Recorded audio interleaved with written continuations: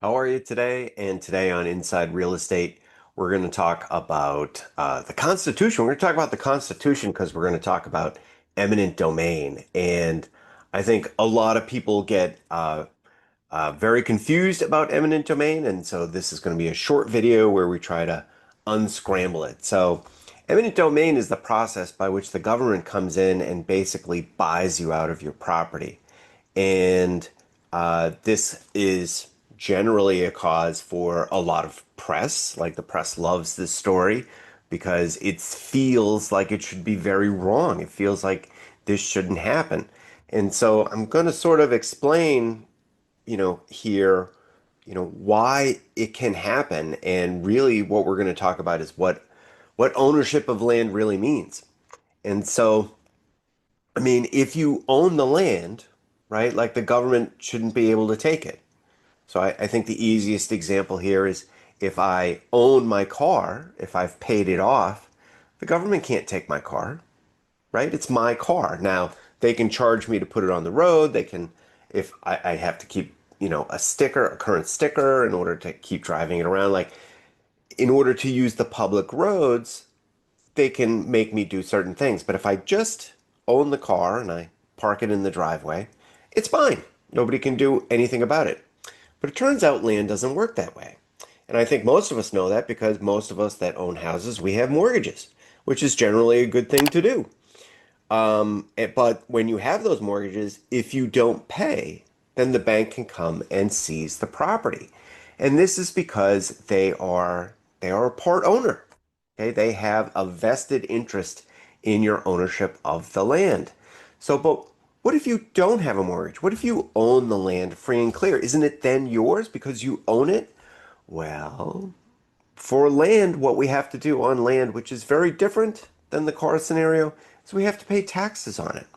And we pay very special taxes. We pay real estate taxes, and those taxes, if they are not paid, allow the government to come seize your loan. So even if your land is paid off, even if you own it completely free and clear, you are still in many ways a tenant because you have to pay rent. It's just we don't call it rent, we call it taxes, right? And you can say, wait a minute here. Taxes is not the same as rent. And I would say to you, are you sure?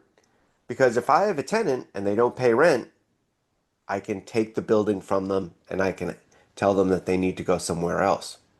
Well, if you don't pay your taxes, the government can do the same thing. It's called a tax taking.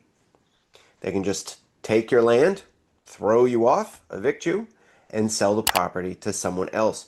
This is really not really any difference. The only difference is kind of the ratio of the amount of money you pay relative to the value of the property. So, but that is a very small difference. Ultimately, the reality is that even if you own your property, you are still a tenant as far as the government is concerned because you still have to pay taxes.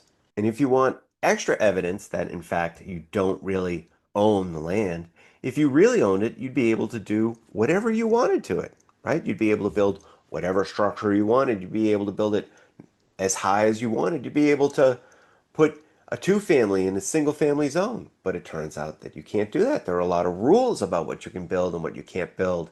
And you have to follow the codes, the building codes and the installation codes and the zoning codes. And that is because, you have a partner in this ownership of the land. There are other people that have a vested interest in it, and there are rules and laws about what you can and can't do with it. If I own my car, to go back to the car example, and I decide that I want to rip the front seats out and put a box there and drive around, I can do that, right? I don't know why anyone would want to do that, but I can do all sorts of crazy things to my car. If I want to put a rear spoiler on, if I want to make it a lowrider, if I want to give it a custom paint job, nobody can stop me. Nobody can stop me because I own the car. And so this just highlights the very distinctive difference between what real ownership is and the very less than real ownership that we have on property in the United States of America. And so I think a lot of the confusion around eminent domain comes with the word ownership, right? Like we say that we own land, but I think it's like a big marketing scheme. We don't really 100% own land. And because of that, when you look at that context, then eminent domain makes a lot more sense. So eminent domain, for those who are not up on this, but if you're Googling this, you probably understand something, is when the federal government or the state government or even your local town or city government decides that they need part of your land for public use. Now, a lot of times this is for roads and bridges, but sometimes it can be for buildings, public buildings. It can be for schools. It can be for reservoirs. Anything ultimately that is for the public use. A recent example of a public land taking has been the story in the press that Massachusetts is going to take some land from some folks around the Sagamore Bridge because they're going to build new bridges and change the exit ramps and all sorts of things down there. Very, very difficult to argue that improving that bridge is not in the public interest. And so that is what gives Massachusetts the right to take that land by eminent domain. And unfortunately, those people are going to have to move. That is, not what they want to do. And anytime the government forces people to do stuff that they don't want to do, it's a little sad. But at the end of the day, they will be compensated. And if it's for the public use, and if they decide that they need the land in order to satisfy this future need, then they can buy you out. Now they have to pay you a fair value, and in my experience with this, most people end up getting overpaid for the value of the land because they don't want to get tied up in court about it, so they give you extra, okay? But they absolutely 100% can take it, and that is because we are all tenants, even of land that we own. So I know the title of this video was, well, how can I stop an eminent domain taking? And the answer is, well, you probably can't. But if you're going to do it, you have to prove one of two things. The Constitution is very clear. I know it's been a while since we've all reviewed this, probably since the seventh grade social studies class. But basically, what it says is that the government can only take land from you if it is for public use and if they pay you justly.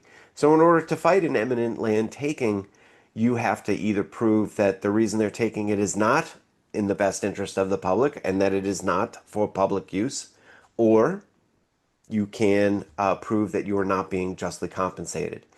So, everyone should recognize here that I am not a lawyer. I'm certainly not a constitutional lawyer, but even a seventh grade social studies understanding of this means that if the government has come knocking on your door to take your land, they probably have satisfied these two conditions or intend to satisfy these two conditions, which means it's going to be a very, very difficult uphill battle for you.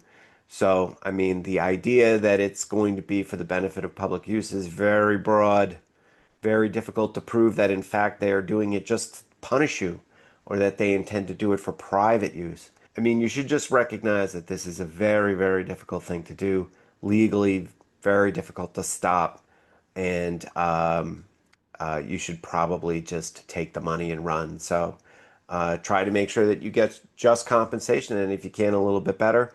But at the end of the day, they can probably take it because you don't really own it. That's it for today. It's Inside Real Estate, and we'll talk with you later.